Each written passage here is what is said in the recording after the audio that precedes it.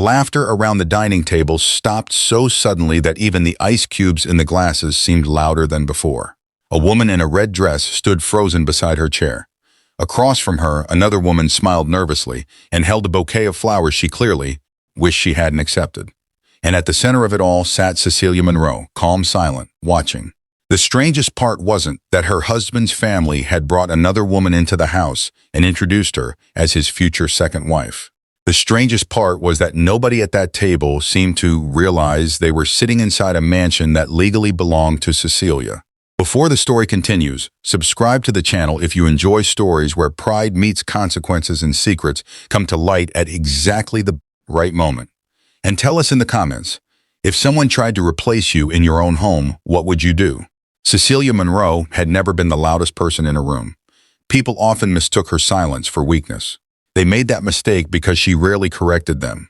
At 39, she carried herself with a calm confidence that irritated people who depended on drama. She wasn't flashy. She didn't brag. She didn't compete. While others announced every accomplishment online, Cecilia simply handled business. 5 years earlier, she had inherited Monroe Commercial Holdings after her father's death. The company owned warehouses, trucking contracts, industrial properties, and commercial real estate across 3 states. The family attorney had advised privacy, so she stayed private. Even her husband's family knew very little about her finances. What they knew was what Cecilia allowed them to know, which wasn't much. Her husband, Israel Monroe, had once admired that about her. Back when they first met, he often told friends she was the most grounded woman he'd ever known. Back then he worked hard. Back then he respected her. Back then he hadn't started listening to his mother. His mother, Geneva Monroe, believed every successful man deserved multiple options. She disguised her opinions as tradition. Whenever she visited, she found subtle ways to criticize Cecilia. You work too much. You don't smile enough. You should be more attentive. You should think about making Israel happier. At first, Cecilia ignored it. Then she continued ignoring it. Then she mastered ignoring it. That annoyed Geneva more than arguments ever could. Because Geneva wanted reactions, Cecilia never gave them. One Sunday afternoon, Geneva sat in the living room while Cecilia reviewed documents on her tablet. Geneva shook her head dramatically. You know, successful men need support. Cecilia looked up. They do. I'm glad you agree. Cecilia returned to reading. Geneva frowned. That's all you have to say? What response were you hoping for? Geneva crossed her arms. You always act like you're smarter than everyone. No, Cecilia said calmly. I just don't enjoy unnecessary conversations. The older woman's face tightened. Israel walked into the room carrying coffee. What happened now? Geneva pointed. See? That's exactly what I'm talking about, Israel sighed. Mom. No, let me finish.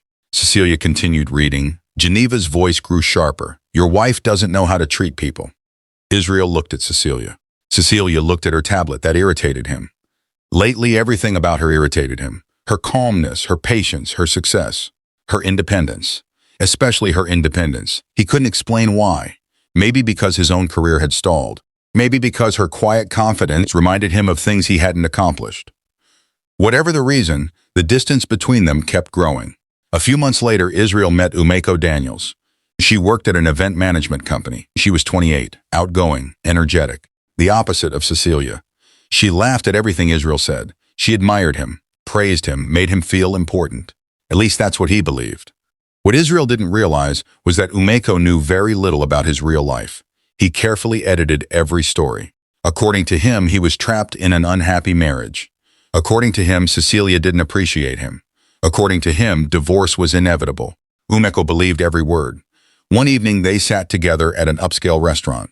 How much longer? Umeko asked. Israel reached across the table.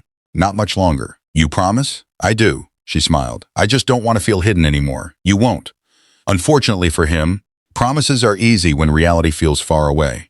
Reality arrives sooner than expected. One afternoon, Geneva accidentally saw Israel texting.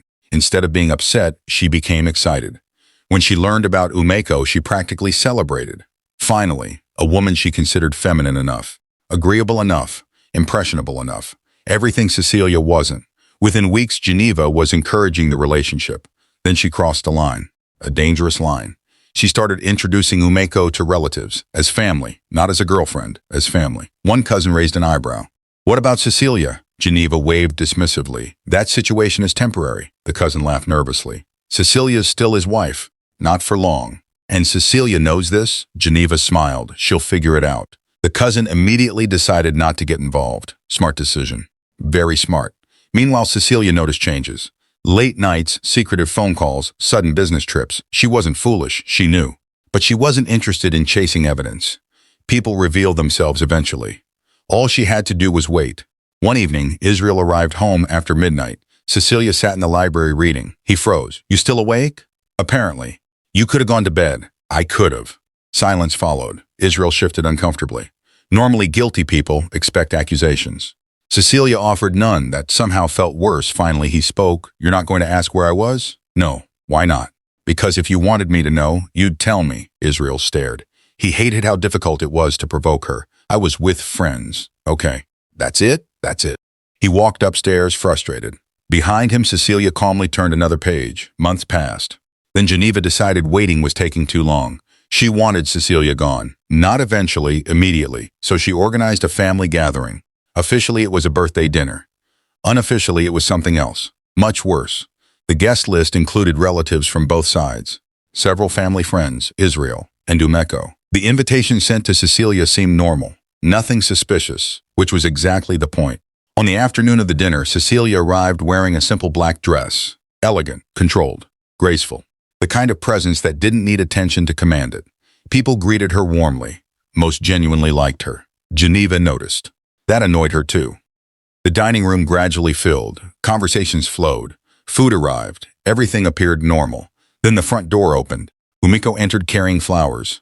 The room went silent. Several guests exchanged confused looks. One uncle nearly dropped his fork. Another woman whispered, "What is happening?" Geneva stood smiling. There she is. Umeko hesitated. "Hello, everyone." Nobody answered immediately. The silence stretched. Then Geneva walked over and embraced her. "Come sit beside Israel." The room froze. Every eye moved toward Cecilia. She slowly placed her napkin on the table. Not angry, not shocked, just observant.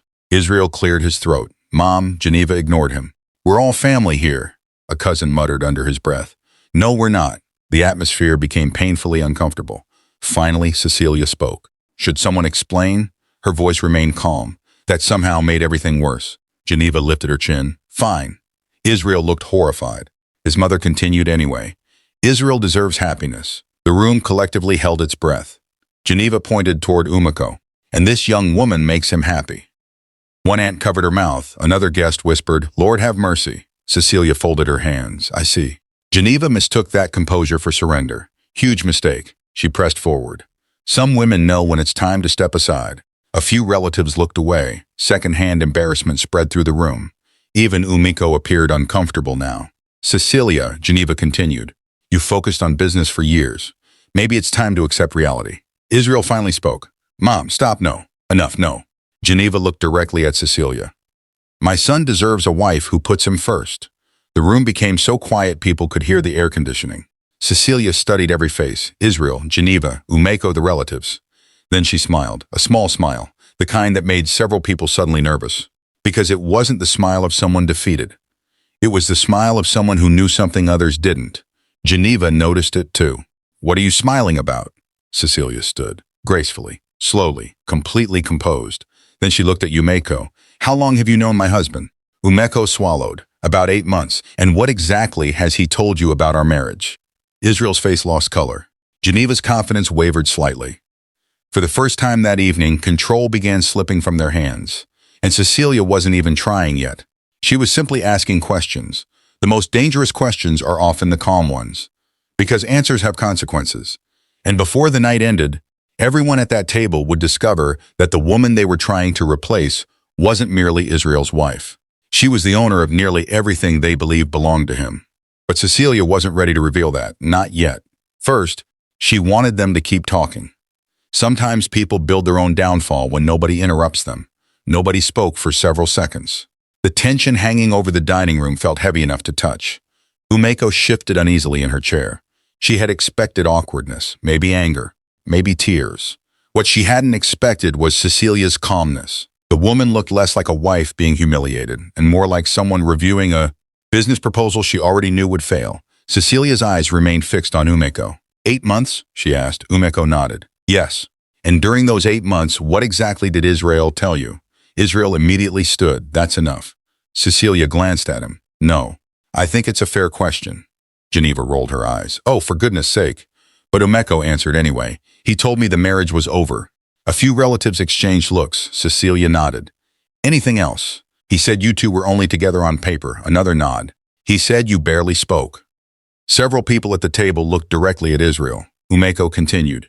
He said divorce discussions had already started. This time even Geneva looked surprised.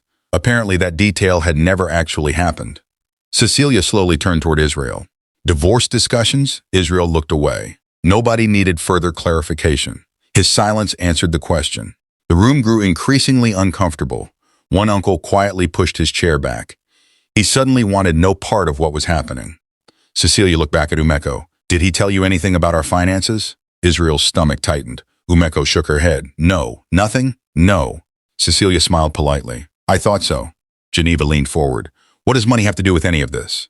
Cecilia met her gaze. Not much yet. Something about that answer made Geneva uncomfortable, but she refused to show it. The older woman had spent months imagining this moment. She wasn't about to surrender. Israel deserves better. The statement landed like a challenge. Several relatives visibly cringed. One cousin whispered to another. She's making this worse, his cousin whispered back. Way worse. Israel rubbed his forehead. Mom. But Geneva continued. No, everyone needs to hear this. She pointed toward Cecilia. For years you've treated marriage like a business arrangement. Cecilia remained standing. And a man needs affection. A few people nodded cautiously. Others remained silent. Geneva gained confidence. You've been more committed to contracts than your husband. Cecilia considered the statement. Then she shrugged. Interesting. Geneva frowned. Interesting? That's your complaint? What do you mean? Cecilia folded her arms. You think the biggest issue in our marriage is that I work. Geneva looked confused. Isn't it? No. Israel suddenly became very interested in the floor because he knew. He knew exactly what the real issue was, and he desperately hoped Cecilia wouldn't say it. She didn't. Not yet. Instead, she sat back down. The move confused everyone. The confrontation seemed over. Geneva interpreted it as surrender. Another mistake. The dinner eventually resumed, awkwardly. Conversations restarted. People forced nervous laughter. Plates moved around, but the atmosphere never recovered. Cecilia barely spoke. She simply observed. People reveal a lot when they think they've won. By the end of the evening, she had learned more than enough.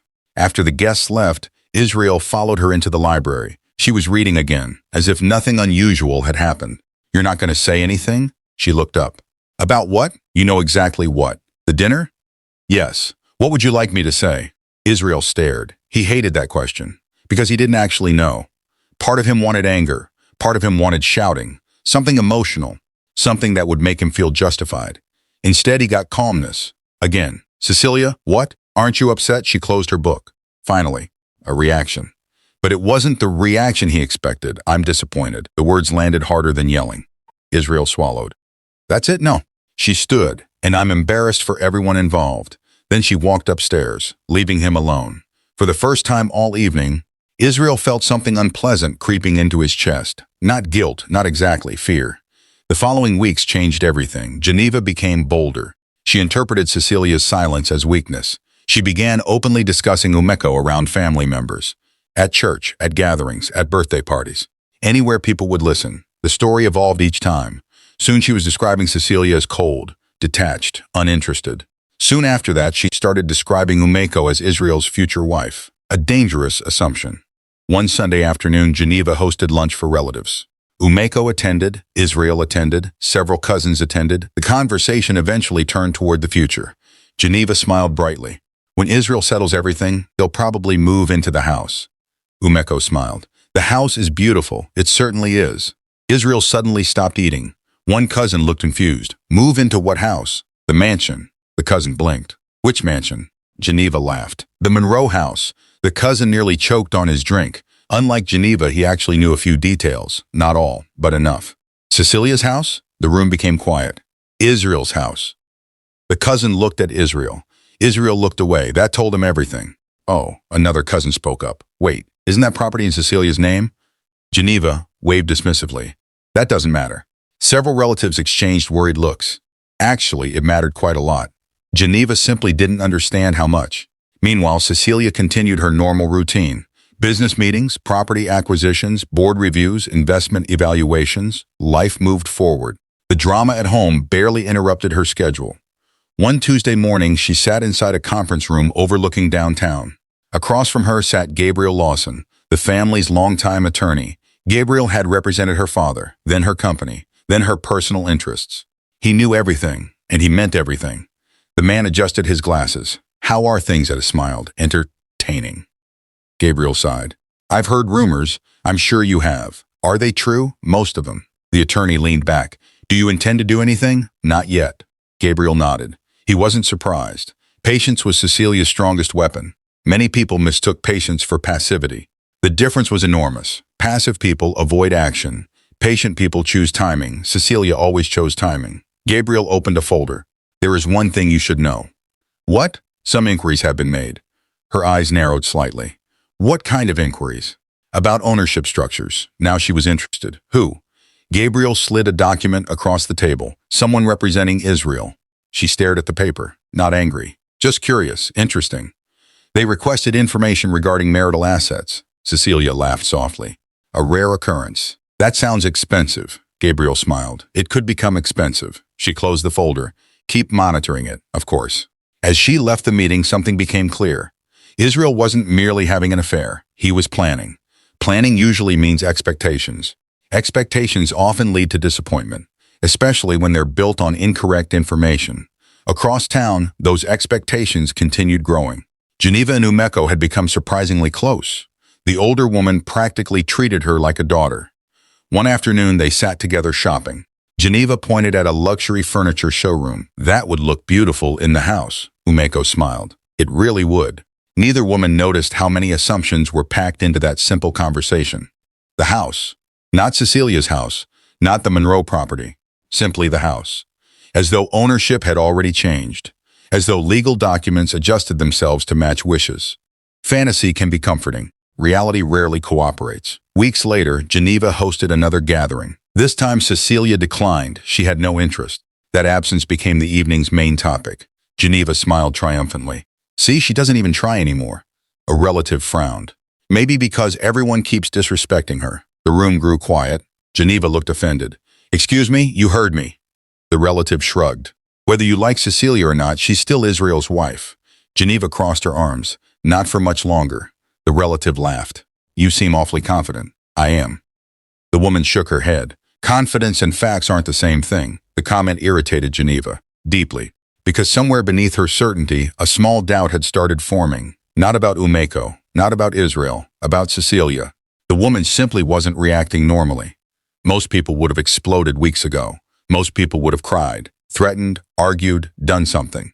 Cecilia had done none of those things. She simply watched, and that unsettled Geneva more than she cared to admit. A month later, events accelerated. Israel finally brought up divorce. The conversation happened in the kitchen on a quiet Thursday evening. Cecilia poured herself tea. Israel stood near the counter, nervous, restless, unable to meet her eyes. "We need to talk." She stirred her tea. "Okay, I think we should separate." She nodded once. "All right." The response stunned him. "That's it? What else? You don't have anything to say?" "Would it change your mind?" Israel hesitated. "No, then there's not much to discuss." For several moments, he simply stared. Again, she refused to give him the reaction he wanted. Finally, he cleared his throat. "We'll need lawyers." "Of course. I've already spoken to someone. I assumed you had."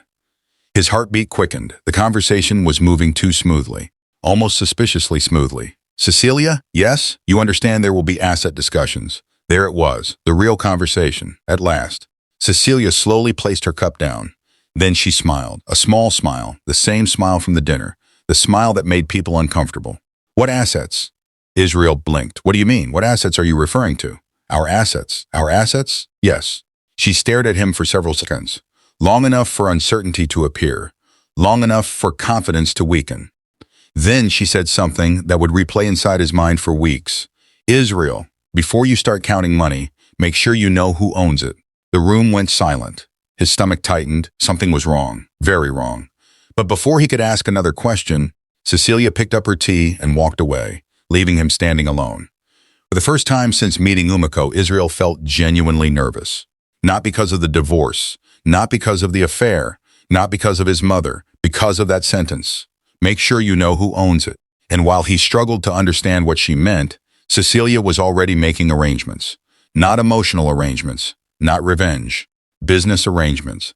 The kind that relied on signatures, records, ownership documents, and facts. The kind that didn't care about anyone's feelings. And somewhere in the middle of all those preparations sat a truth that nobody in Israel's family had bothered to learn.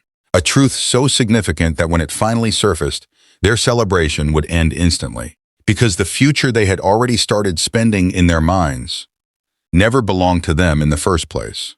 The sentence followed Israel for days. Before you start counting money, make sure you know who owns it. At first he dismissed it, then he replayed it, then he began losing sleep over it. Something about Cecilia's tone bothered him, not because it sounded threatening, because it sounded factual. The difference mattered. Threats are emotional. Facts don't care how anyone feels. A week later, Israel sat inside a law office across from his attorney. The attorney reviewed several documents before looking up. Let's discuss expectations. Israel nodded. What kind of settlement are we looking at? The attorney paused. That depends. On what? Ownership. The word immediately triggered the memory of Cecilia's warning. Israel shifted in his chair. The house. What about it? It's marital property. The attorney's expression changed slightly. Are you certain? Of course. The attorney opened a folder, then another, then a third. The silence stretched. Finally, he looked up. I wouldn't be so certain. Israel felt his stomach tighten. What does that mean? It means the property appears to have been acquired through an inheritance structure. Israel blinked. So? So inherited assets are often treated differently. Often? Very differently. Israel sat forward. Wait. The attorney slid paperwork across the desk. The property title doesn't list your name. Israel stared at the document. Then again. Then a third time. His name wasn't there. Not anywhere. Only Cecilia's. A cold sensation crept through his chest. There must be a mistake. The attorney shook his head. I don't believe so. Israel forced a laugh. The business, then. The attorney remained silent. Israel stopped laughing. The company, more silence. The attorney slowly folded his hands. The company belongs to Cecilia.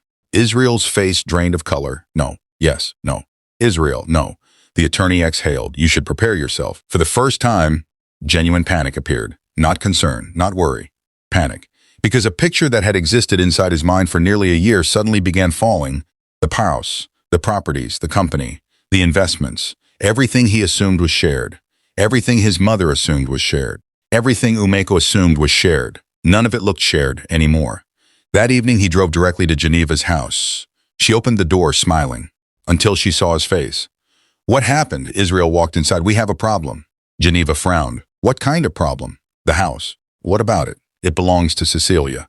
Geneva laughed. No, it doesn't. It does. She stopped laughing. For a brief moment, uncertainty appeared. Then pride pushed it away. Marriage changes things. Israel didn't answer. Geneva's confidence weakened. The company, then. He remained silent. Now she was nervous. The company too? Israel nodded. The room became very quiet. Geneva sat down slowly. No, yes, no. The denial sounded almost identical to his own earlier reaction. Neither was supported by facts.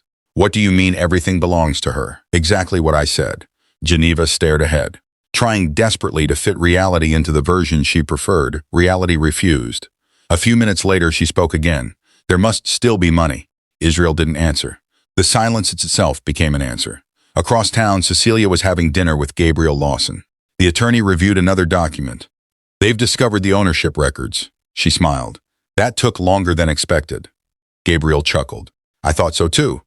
How did they react? I'll let you imagine. Difficult. Gabriel leaned back. You understand what comes next.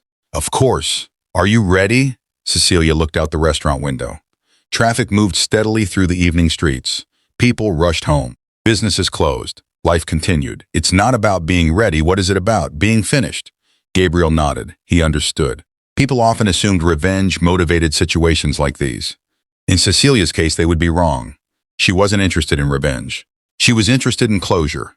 A month earlier, she might have considered saving the marriage. Now she simply wanted peace. Unfortunately, peace sometimes arrives after difficult conversations. The following week brought the first formal mediation session. Everyone arrived.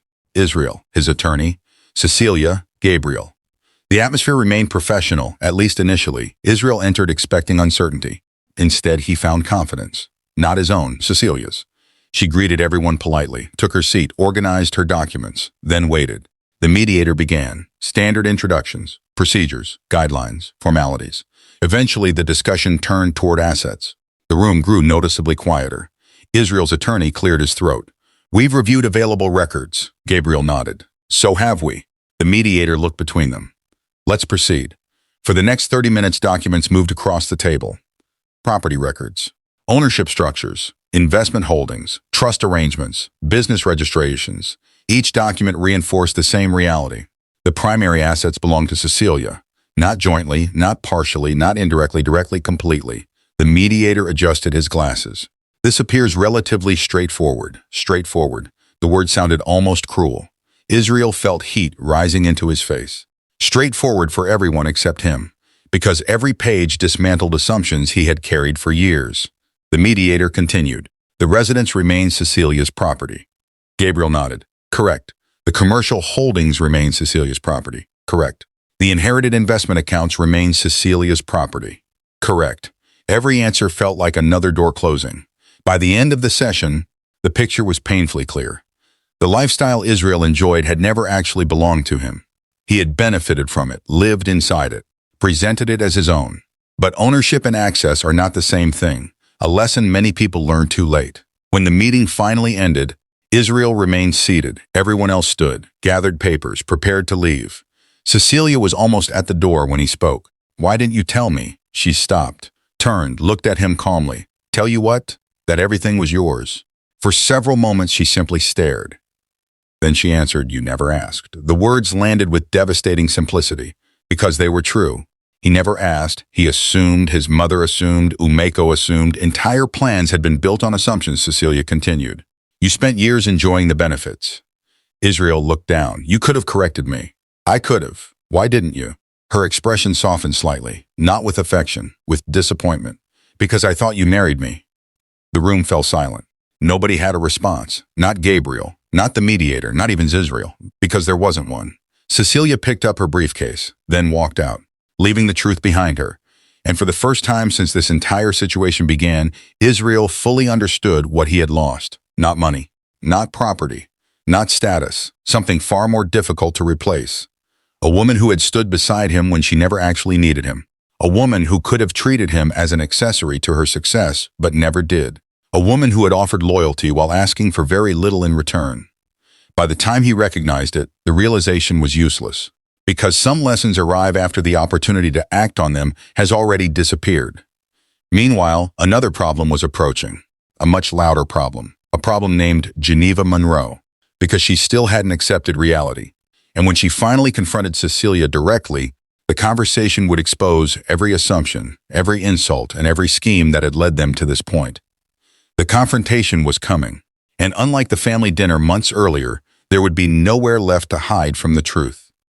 The confrontation arrived 3 days later, not because Cecilia sought it, because Geneva demanded it. The older woman appeared unannounced at the Monroe residence shortly after noon. The same residence she had spent months referring to as Israel's house. The same residence she had mentally redecorated for Umeko. The same residence she now understood she might never enter again. A housekeeper answered the door. Minutes later, Cecilia walked into the sitting room, calm, composed, exactly as she had been throughout the entire ordeal. Geneva stood immediately. "This isn't over." Cecilia sat down. No, it is." Geneva pointed angrily. "You manipulated everyone." Cecilia almost smiled. "How?" "You hid things." "I hid ownership records?" "Yes. They were public." Geneva opened her mouth, then closed it, because there was no response. Property ownership wasn't secret. Business registrations weren't secret. The information had always existed. Nobody bothered to verify it. They simply assumed. Geneva paced the room. "My son spent years in this family." "He did. He helped build this life." Cecilia nodded once. "He lived in it." The distinction landed hard. Geneva stopped walking. "What is that supposed to mean?" "It means exactly what it sounds like." The older woman's face reddened. "You're acting superior." "No." "Then what are you doing?" Cecilia folded her hands, "Answering your questions." For a moment, Geneva looked exhausted, not angry, not proud, just tired. Reality had finally caught up with her. The fantasy she had been living inside for months no longer existed. And she didn't know what to do with the truth. Then her expression hardened again. "What about Umeko? What about her? She loves Israel." Cecilia looked at her for several seconds, then asked a question. Are you sure? Geneva frowned. What does that mean? It means people sometimes love an image. The room grew quiet, because both women knew there was some truth in that. Not necessarily greed, not necessarily bad intentions, but image, perception, expectation. The version of Israel that Umeko knew wasn't entirely real. Eventually, Geneva left, not victorious, not satisfied, simply defeated. The door closed behind her. And with that, Cecilia felt something she hadn't experienced in months: relief. Meanwhile, another conversation was unfolding across town, one far more painful. Umeko sat across from Israel in a coffee shop. She had learned the truth 2 days earlier, not from Cecilia, not from Geneva, from documents, facts, the sort of things that don't change depending on who tells the story. Israel looked exhausted. Umeko looked betrayed. Neither touched their drinks. Finally, she spoke. Why? Israel looked away. Why did you lie? His silence answered before words could. You told me the marriage was basically over. He didn't respond. You told me you were already discussing divorce. Still nothing. You told me your life was completely different. Umeko, no. Her voice rose. People at nearby tables looked over. For once she didn't care. Answer me. Israel rubbed his forehead. It wasn't like that, she laughed bitterly. That's your defense? I cared about you. You cared about yourself. The statement hit harder than she intended. Because it was true. For months, Israel had created a version of reality that served him. Not Cecilia, not Umeko. Him, and now both women were paying for it. Umeko stood. Tears filled her eyes, not because of money, not because of houses, because trust had disappeared. What happens now? She asked. Israel didn't have an answer. She nodded sadly. That's what I thought. Then she walked away and never came back. Weeks passed. The divorce moved forward, professional, efficient. Final, the legal process ended far more quickly than anyone expected because the facts were so clear. There were no dramatic courtroom victories, no hidden documents, no miraculous reversals, just reality. Reality usually wins eventually. Israel moved into a modest apartment, nothing luxurious, nothing embarrassing, just ordinary. For the first time in years, he was living entirely within his own means. The adjustment wasn't easy. Geneva struggled even more. Many relatives quietly distanced themselves. Not because of the affair. Families survive affairs, not because of the divorce. Families survive divorces because of the arrogance. Because she had publicly celebrated someone else's downfall before understanding the situation. People remembered that. One afternoon, she attended a family barbecue. Conversations stopped when she approached. Not completely. Just enough. Enough to notice. Enough to feel. For the first time, she understood how Cecilia must have felt during that infamous dinner. The realization wasn't pleasant. As for Cecilia, life became quieter, which was exactly what she wanted. She focused on expanding Monroe Commercial Holdings. Several major contracts increased company revenue. New investments performed well. A regional logistics acquisition exceeded projections. Her success continued, not because karma rewarded her. Because she was good at what she did. People often confuse those two things. Success isn't always revenge. Sometimes it's simply the result of competence. About a year later, Cecilia attended a business conference in Atlanta. Executives, investors, and entrepreneurs filled the venue. Discussions centered around commercial real estate, wealth management, corporate growth, and strategic investments, the sort of conversations she enjoyed. During a networking event, a woman approached her. Cecilia? She turned. It was Umeko. For a moment, both women seemed surprised. Then they smiled politely. Hello, Umeko. An awkward silence followed. Eventually, Umeko laughed softly. I didn't expect to see you here, neither did I. They moved toward a quieter area, and something surprising happened. They talked, not as rivals, not as enemies, as two adults who had survived the same man's bad decisions. After several minutes, Umeko shook her head. I owe you an apology. Cecilia immediately waved it away. You don't. I do. No. Umeko frowned. I was involved. You were misled. The younger woman looked down. Still, Cecilia's voice remained gentle. At some point, we all make decisions using the information available to us. For the first time in a long while, Umeko smiled genuinely. Not nervously, not defensively, genuinely. The conversation ended on surprisingly good terms. As they parted ways, neither carried resentment. There was no point. The chapter had ended. Years later, relatives would still talk about the dinner. The dinner where a family tried introducing a replacement wife. The dinner where they believed they controlled the future. The dinner where they thought Cecilia had already lost. What they remembered most wasn't the scandal. It wasn't the affair. It wasn't even the divorce. It was Cecilia's composure. Because while everyone else was emotional, reactive, and impulsive, she remained steady. She never screamed, never begged, never competed, never tried convincing people of her worth. She simply allowed the truth to arrive. And when it finally did, it spoke louder than she ever needed to. Many people spend too much time trying to prove their value to people who have already decided not to appreciate them. That is a losing battle. True confidence is not forcing others to recognize your worth. True confidence is recognizing it yourself and refusing to reduce yourself for approval. Another lesson is that assumptions can be expensive. Israel, Geneva, and even Umeko built expectations on stories instead of facts. They assumed ownership without verification. They assumed status without understanding. They assumed they knew the entire picture when they had only seen a small part of it. In life, assumptions often create problems that truth eventually exposes. This story also demonstrates the difference between patience and weakness. Many people interpreted Cecilia's silence as surrender. They believed her calmness meant she lacked strength. In reality, emotional control is often one of the strongest forms of strength a person can possess. Anyone can react immediately. Not everyone can remain composed while waiting for the right moment. There is also an important lesson about relationships. A healthy marriage cannot survive on appearances, entitlement, or convenience. Respect, honesty, and loyalty matter far more than lifestyle, comfort, or public image. When those foundations disappear, the relationship begins collapsing long before the paperwork arrives. Most importantly, never celebrate someone else's downfall. Geneva spent months preparing for Cecilia's defeat. She imagined victories that hadn't happened yet. She counted rewards she hadn't earned. Life has a way of humbling people who become too comfortable with another person's suffering.